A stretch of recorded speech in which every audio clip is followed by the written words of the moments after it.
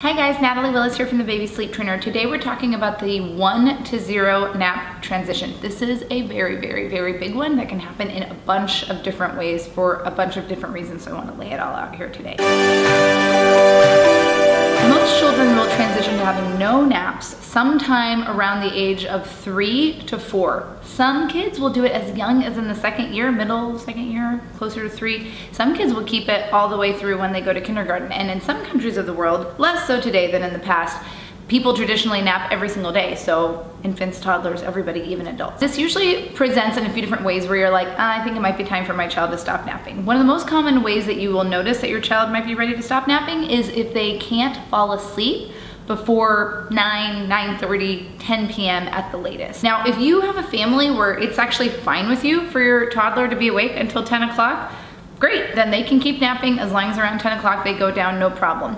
Maybe you have a family where you want your child to go to sleep at 7 o'clock or 8 o'clock or 8:30, and anything later than that is really taxing on perhaps you or you and your partner, because this is the only time of day where you have to be with that person or do other things in your home or work or what have you. So you're putting your child to bed sometime in that 7 to 8 o'clock hour and they're not falling asleep. And they're rolling around and it's maddening.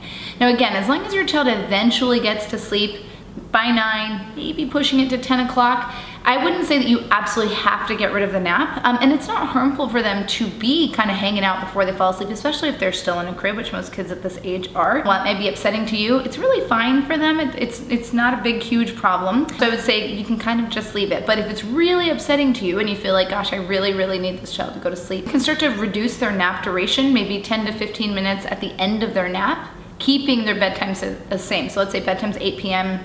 and their nap is 2 hours long. You would keep bedtime at the same time, but every few days you would trim 10 minutes off the end of that nap, getting them up earlier and earlier. The truth is, once a child hits this phase where they're struggling to fall asleep at bedtime because they're napping, it really doesn't matter how short you make their nap, they're probably still gonna have a hard time, because it's the act of falling asleep during the day more than the duration of their nap that tends to contribute to this issue. So you can try to reduce it. Also, sometimes when you wake those toddlers up early before they're ready to be done napping, they're pretty pissed and it's really unpleasant and they're grumpy and you're upset and they're crying and it's awful and they still won't go to sleep easily at bedtime. Occasionally you can have the reverse of this, which maybe they do go to sleep okay at bedtime. Maybe you kind of have a later bedtime, 8:30, 9 o'clock, but they're waking up well before 6 o'clock in the morning. They didn't used to do this. If your child's 3 years old or older and they're struggling to sleep past 5, 6 in the morning, 1, try to move their bedtime later. 2, if you're not willing to do that, then it's also time to stop their nap. And then I would say a final time when families feel like they need to get rid of the nap is when their child is going into school or going into a room at school where they're no longer napping or something. Or maybe they are refusing their nap. That's actually probably the third scenario in which they just flat out won't go to sleep. So I would say once your child is hitting that 3-year mark, and this behavior will sometimes start in the second year.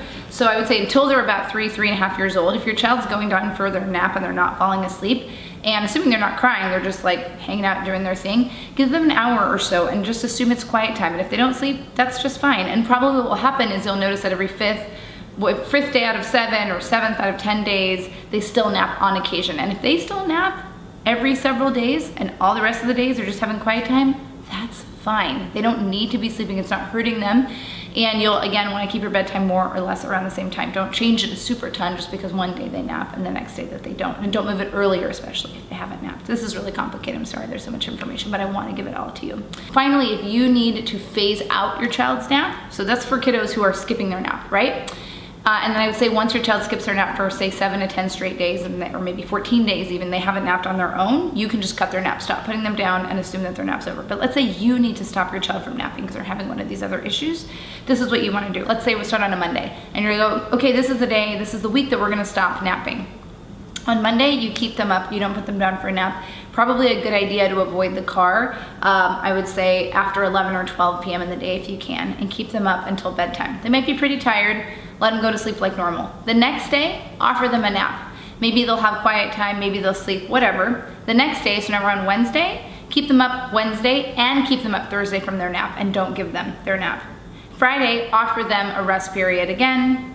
Saturday, you're gonna keep them up from their nap. Sunday, you're gonna keep them up from their nap. Monday, you're gonna keep them up from their nap. So essentially, every day, you're adding every day that you're skipping their nap goes 3 days, 4 days, so you're lengthening these stretches of days where they're not napping. And the reason you wanna give them this opportunity to try to nap on these kind of off days is because if you just stop your child napping altogether when they've been napping normally or regularly, it can be really shocking to their system and they can have this aggregate of sleep loss and it can be really, really, really problematic. It's much better to sort of gradually wean them off their nap by very slowly adding more and more days in a row until you get to 7, 10, 14 days at a stretch where they have not napped and you haven't put them down for a nap.